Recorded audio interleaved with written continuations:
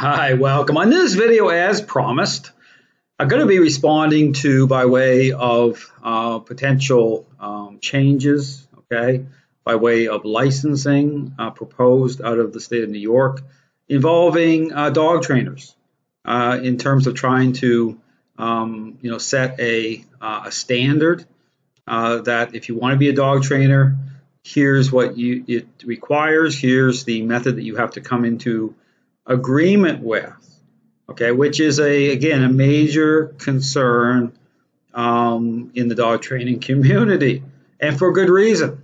I'll talk about this, but I'm going to offer the perspective by way, again, I talk about, again, you can watch my videos on my YouTube channel. I did an entire series called Flipping the Script, which really focuses in on all the controversies that have happened, showing that there are no accidents or coincidences, all the confusion, all this divisiveness, that it's all points directly towards what I'm saying in terms of a process, in terms of dogs as social animals, in terms of, our role in that. But when you look at the whole, back and forth between those who identify as, force-free dog trainers, I'll talk about that as well, balanced dog trainers, and those, again, who have their own idea of things that land somewhere in the middle of this idea that training is a learning-based exercise. Now, here's the thing. I call it the question of the century, okay, for a reason. I posted it's up on it's pinned to the top of my Facebook page for everyone to see. It goes right to the heart of the matter as to what the source of the problem is in the dog training world. Again, based on this very popular idea with trainers who, whether they're force-free, balanced, who jump into a relationship problem. Okay, so there's the big, kind of disconnect here with these trainers, is that they don't actually identify, why you're going to see a dog trainer in the first place. They don't actually connect the dog to behavioral issues that way, to even look at what defines training. And again, I talk about training is not a learning-based exercise the way it's being marketed in the dog training community. Okay, it follows a path of a intervention. It's an intervention, and how dogs connect with us. Understand? I talk about this connection, depth of relationship. Dogs as social animals, and how the decision-making process is influenced and governed at that level. And so again, understand this whole thing with blame shifting on the dogs. You look at all the bad results happen in the dog training community. That's no accident. However, this whole power play thing happening, in the dog training community by those who are pushing certain agendas, those who identify as force-free, even balanced dog trainers, it's agenda-driven. It's not truth-driven. And so, I'm going to do some, I'm going to do some videos here.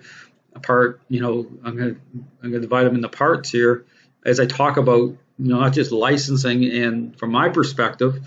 And so I encourage anyone watching this series, I'm going to be talking about things you're going to hear any of these trainers talking about. Okay, they're not going to, talk about what the real issue is, because they're all, in agreement, okay, with approaching training as a learning-based exercise. Okay, now balanced dog trainers, they're very shaken up by this legislation, because what it does is it basically takes away their tools. It kicks them off the fence, so to speak, by way of playing both sides of the fence. And but the force-free, and here's the thing, the only reason the force-free agenda is even able to gain traction is because of the confusion. Okay, it's because that there's nothing there actually calling it out as to, okay, here's the real issue here. These are all the problems. And so all the problems are being buried, and even blame shifting on the dogs, why dogs end up in shelters, or why people get a dog from the shelter, and a lot of these force-free volunteers are in shelters, dogs ending back up in the shelter. That's all being, ignored, dismissed. And so what you have here, you have an agenda in play. It's not about the truth, okay, all the collateral damages. So, what's going on isn't about the betterment of dogs and dog owners, okay? This is a anticipated kind of collision course here And the fallout is that, and I've said here, you go watch my videos. I made all these predictions years ago. Okay, I was laughed at by balanced dog trainers. I talked about certain tools being taken away. I said, and what did I say? You go back and you'll find the videos there. I said the next step of this ideological thing happening, because it has to reach its ultimate fulfillment. Okay, understand it's it's a type of belief system.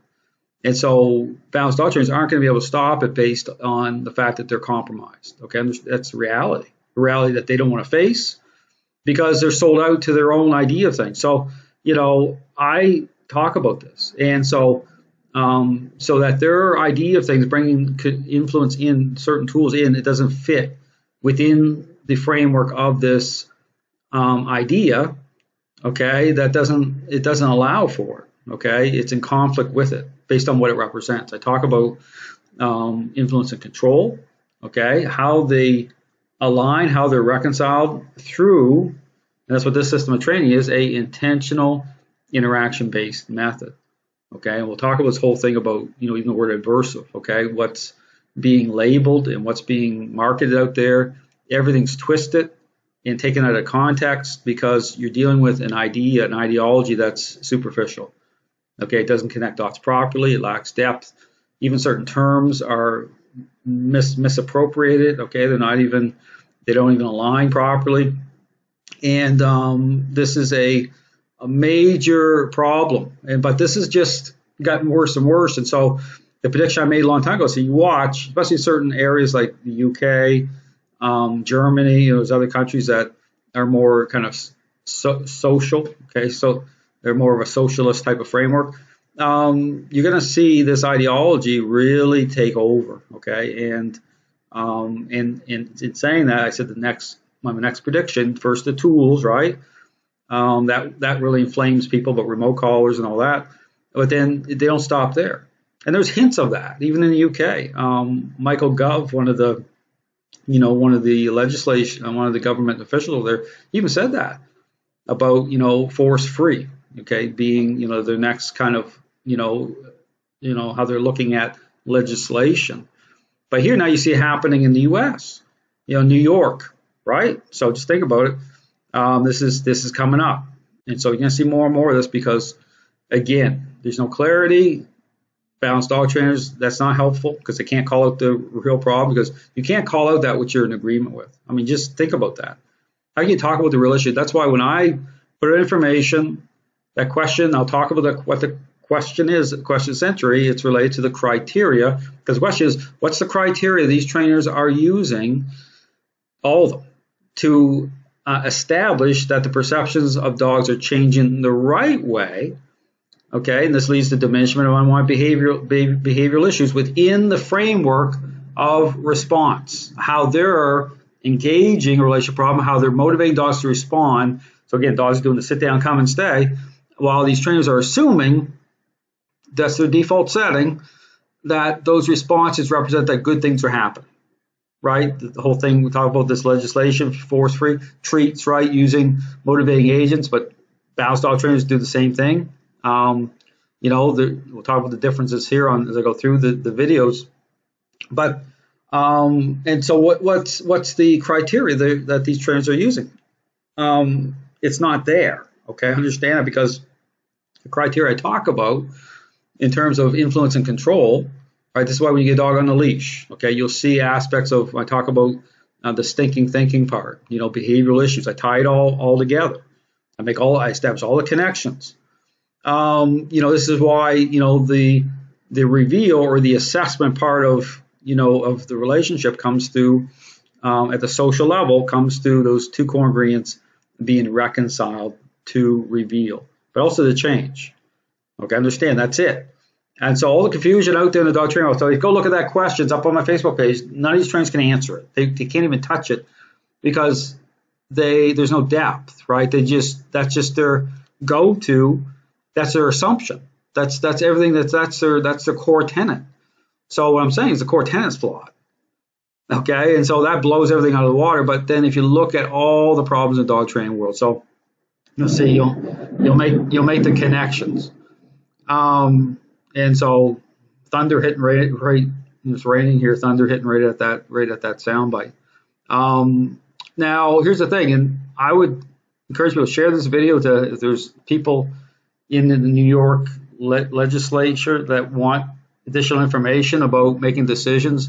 Encourage them to share these videos, okay? To share this series, because I wouldn't feel good at all about passing anything, okay, that isn't going to allow this issue to be resolved. Okay, all you're doing by voting this in, you're voting in on a certain segment, and it's based on an agenda being pushed by a certain group, and by voting this in, it's not helpful. Okay, it's not allowing, okay, the truth to come out. Okay, in fact, it's going to be very detrimental. Okay, in fact, it's going to make things worse, and it's going to you're not going to solve anything. In fact, you're going to have to revisit it because things are going to get so bad with dogs, and then you're going to go into more. It's just not going to be good. Okay, and here's the thing: is that the forest-free community, I mean, they'll celebrate it. They'll take a initial victory lap, but it's going to turn into a nightmare. Okay, for them too. Okay, they'll have to make all sorts more excuses because then all these dogs, pit bulls, all these dogs, and this gets in the breed-specific bans. I'm not sure if New York has a breed-specific ban in their area for certain dogs yet, but there will be. And not just that, it's going to get so much worse. But I would just really encourage people to not vote this in at all. In fact, I talk about where things are going in the dog training world, but there's a potential for anything to happen that way. Okay, I understand that. I've made this prediction that the forest-free movement have the high ground. They have the ideological high ground, and now you're seeing it. And people see the problem is that this has gone on for so long. It's gotten so bad. This is such a massive problem. Think of the majority of trainers out there approaching a relationship problem as a learning-based exercise. So this has gotten so massive that there's the potential to look at it and say this is going to go that way anyway. It's got to get much worse. And maybe that's the way that's going to get much worse is legislation is going to come in some areas. And then I'm in Florida, so, but I'm not going to just sit in my hands, even though balanced dog trainers, they can't stop it. So I will be putting out, that's what I'm going to do is these videos. I'm going to actually send down, like I did before when this popped up, I believe it was a New Jersey area. I have to go back and look. It was a while back. But I actually sent down a letter to one of the legislation individuals, explaining, just a one-page kind of concise thing, same thing I'm talking about here. And so that's my goal. So what I'm going to do here, I haven't played any of this, so I'm going to work off of what Tom Davis has to say. I've done a video on Tom Davis, okay? He's identified as a balanced dog trainer. The video you watch it, the Doberman. He's taken the hit multiple times, being redirected on. I go through all of that stuff, okay? All the confusion with balanced dog trainers. So I'm going to play this. I'm going to read some of the comments aside too. So I'm going to use this as a framework for educational purposes. So this isn't meant to be a direct personal attack on Tom Davis, okay? He has his take on what's going on. I have mine. I'm going to go further with this, okay? Balanced dog trainers certainly are going to be against this legislation, but I'm going to tackle it from, like I just said, that this has to shake out, okay, the right way. But legislating this ideology, not the way to do it. Hello, everybody. Welcome to what could be a new show that we're doing here on YouTube. And of course, I'm recording this for my podcast. So welcome to the Tom Davis new show. I have a lot of thoughts. I have a lot of things that roll through my head, things that happen throughout the week that I thought would be helpful for you guys. And also just open the discussion. I love the No Bad Dogs community. I love the positivity. I love the no fluff, call it as it is thing that we've built. And so I thought this would be a good thing and I'm just doing this by myself, producing it, and I just wanted to make it for you guys. And so a couple people sent this new thing that's going on in New York State that I wanted to talk about, which we're going to dive into, that can absolutely and could affect every single dog owner in the world. and it's basically a new dog trainer licensor bill, right? So pause it here. So he just brought this up. Part of it, the legislation, proposed legislation, talking about,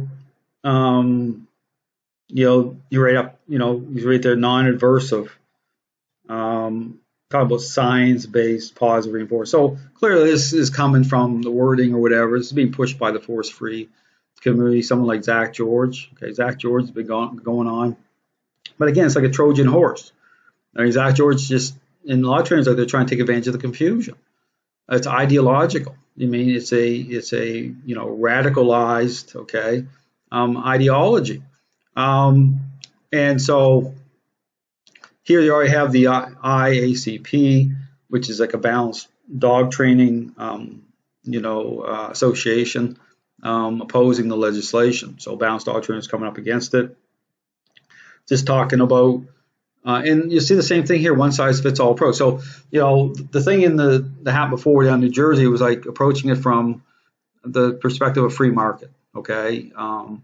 Saying that this takes choice away, the public needs to have the option. And so that can only work for so long, okay? That would seem to maybe work there. I'm not sure what stopped it. I sent down a letter, but there was enough kind of questions that it got sidelined.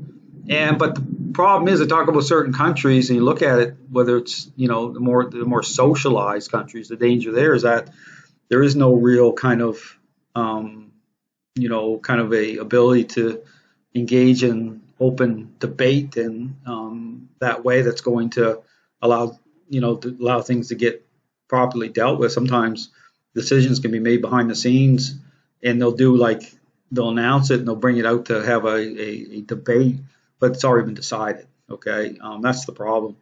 Here in the United States, different in a good way. And so I'll say this openly. I believe if this is going to get sorted out the right way, the last kind of bastion of hope is here in the United States with freedom of speech, and the ability to engage that way. It's needed. That's why I really am a big proponent of freedom of speech. It's got you half of the truth to come out. It has to be the ability to be able to have open discourse, discussion. Even people get offended. And I talk about these personal attacks. That's a different type of thing when people want to get personal. This should be about information. Okay, that's why I put out specific information. It's perhaps that just look at called the question of the century. Line it up. But people need to ask questions and start to dig into the stuff and start to connect some dots here. And so this whole thing with free market choice as the basis for the argument, because that's really how balanced dog trainers are going to approach it, because they're not going to approach it from the fact of what the real issue is, all right, because they've come into agreement with the problem, this idea that trains a learning-based exercise. I talk about that. So what that does is it doesn't push it back, because when I say, hey, training's not a learning-based exercise, guess what? It equally offends both these groups for a reason, right? So balanced dog trainers, even though they will be like, well, adversives, we use remote collars and corrections, but when I get right into, hey, taking it from the point of not motivating dogs the way that these trainers are doing it, I talk about the motivator being the relationship. I talk about, a intentional interaction-based process where the dog comes into agreement with, okay? It's like a type of conversation, but it's not about being over the top either. But those core ingredients, they have to come in, okay? Dogs are, again, you talk about nature, okay? Dogs, hierarchy, strength and weakness defined. And you'll see it. I mean, there's no denial that, you deal with, a relationship problem with dogs. This is the problem, is that, yes, you can engage the way that a lot of these trainers will, using treats. I talk about the three themes: bribery, accommodation, negotiation. So it can appear to work, all right? And that's the problem with appearances. Appearances are very deceptive, especially when it comes to relationship, especially when it comes to beyond just physical response, okay? It's about relationship, okay? It's about context.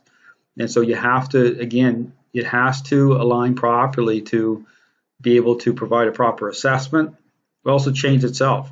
And again, you line this all up. You can see how many dog owners spend their time and money and energy in this force-free idea of things, even with the balance side of things, only discover the relationship hasn't gotten any better. That happens all the time. All the time. And then what's happened here, because it's like the off-ramp for the collateral damage, the off-ramp for these trainers, where lack of, again, in terms of perception of dogs actually changing the right way, the off-ramp is to blame the dog. Okay, that's just how it is. So here you see kind of laid out here as to what the legislation proposes, kind of, more concisely, and that's what kind of happens as things get rolling here. We'll see where this goes, but let's play some more of this. I'm not a lobbyist. I'm not a politician. I've worked with them, but I don't know much about how this stuff works. But I do know that anybody in any state can bring to legislative new laws and bring it to legislation and can say, hey, this is what we want to do. And it's brought up to like the Senate, and then all these things start to happen. Like, hey, should we do this? Should we vote on this? Should we pass this? Should we not? And literally. So here's all about how it just filters through. So, my whole thing is like, this is the proposed stage. Okay, this is being brought in to be looked at, to be filtered through, have debate, discussion at certain levels. Okay, so this is going to filter through. And then there'll be opportunity for people to oppose for whatever reasons. And this is where, again, I'm going to be sending stuff down, but I'll put these videos too. So pay attention, because people need to take a serious look at everything. Okay, look at the state of the dog training world. Look at all the dogs being destroyed. Look at all the breed-specific bans that have happened over a period of time. Look at dog bite increases. I talk about the society part of this too. The society's got more kind of emotional based, more permissive. They have more struggles in the relationship with dogs. That's all part of it. I mean, dogs are amazing animals, but they're social, okay? And strength and weakness is defined through nature that way, how they connect with us at that level.